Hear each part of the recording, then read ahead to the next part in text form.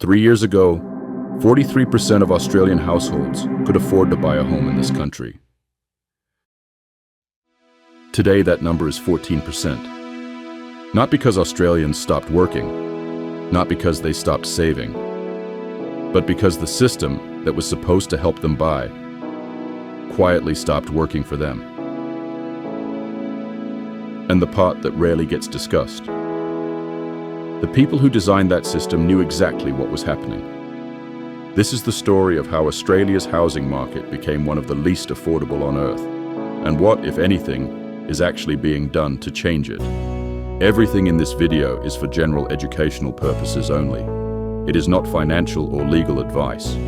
For decisions specific to your situation, always speak with a qualified professional. To understand the scale of this problem, you need one number. 8.2. That is Australia's median multiple, the median house price divided by the median household income. Economists classify anything above 5.1 as severely unaffordable. Above 9, they call it impossible.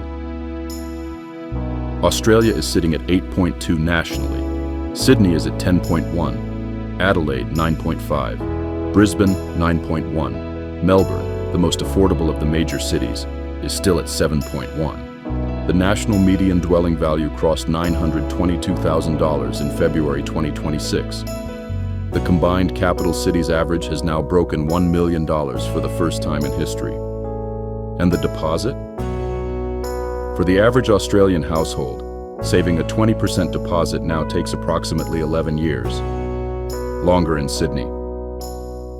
3 years ago, 43% of Australians could afford the median-priced home. Today, 14%. In Sydney, 10%. That is not a market under pressure.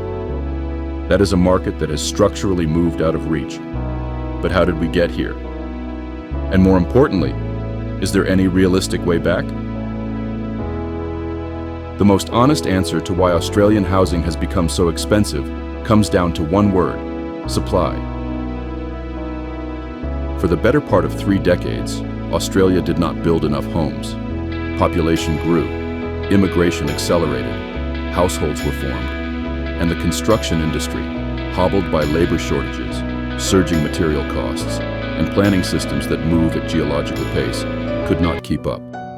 In the first full year of the federal government's National Housing Accord, a 5-year target to build 1.2 million new homes, Australia completed 174,000 dwellings. The target required 240,000. That is a 27.5% shortfall. In year 1, the government's own housing watchdog, the National Housing Supply and Affordability Council, now projects Australia will miss that 1.2 million target by 262,000 homes. But here's the part that rarely makes the news.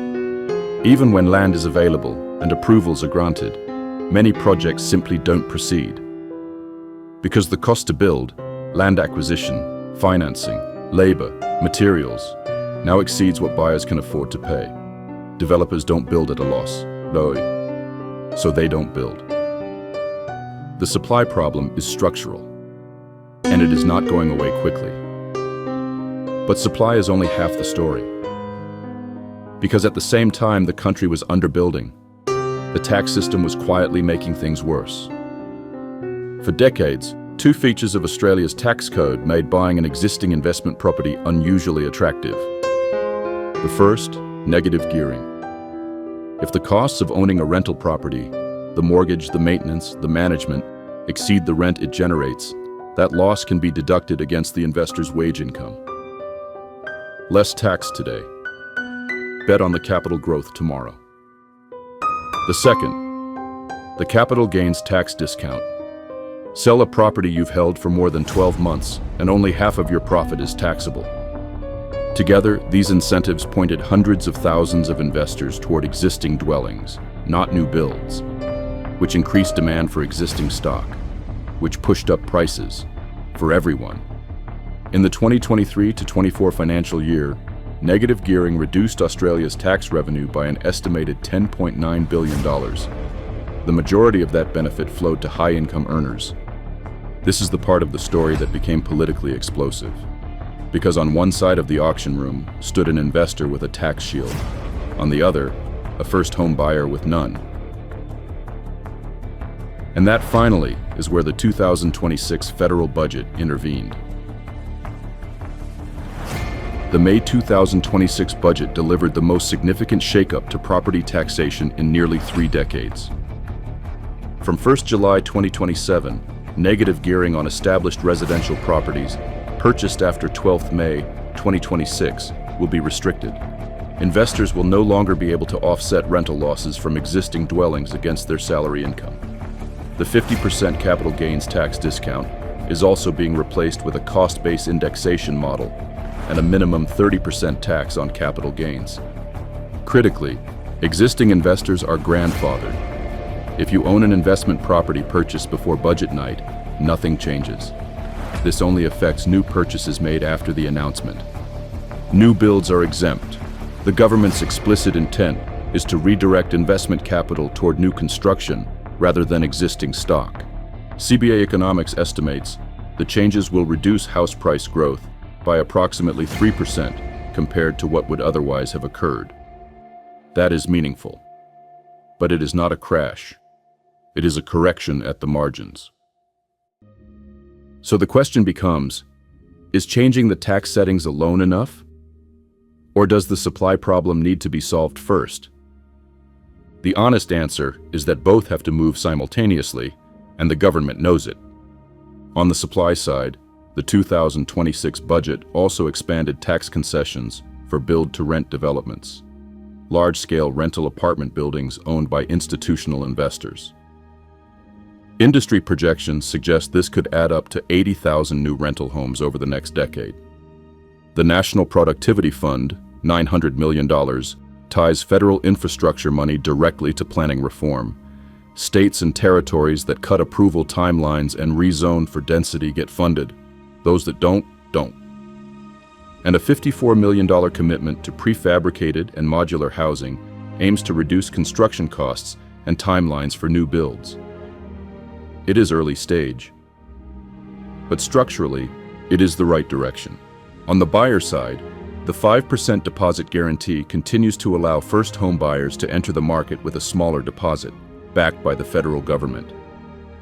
Some economists caution this increases demand without adding supply, and may lift prices slightly at the entry level.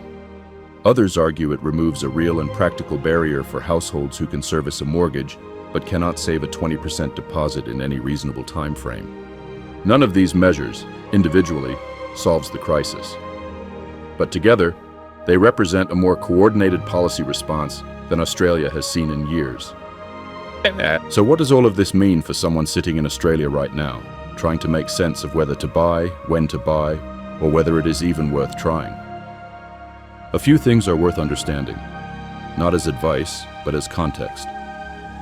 Prices are not expected to fall sharply.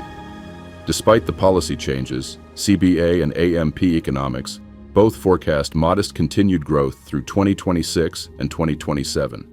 The supply deficit is simply too large for the market to correct quickly. Waiting for a crash has been a losing strategy for over a decade. The entry point matters more than timing. Data from PropTrack shows that first home buyers who purchase in the lower half of the market, typically units and townhouses under $750,000, have seen stronger affordability outcomes over time than those fixated on a detached house at the median. Entry-level detached homes are disappearing. Entry-level attached homes are not.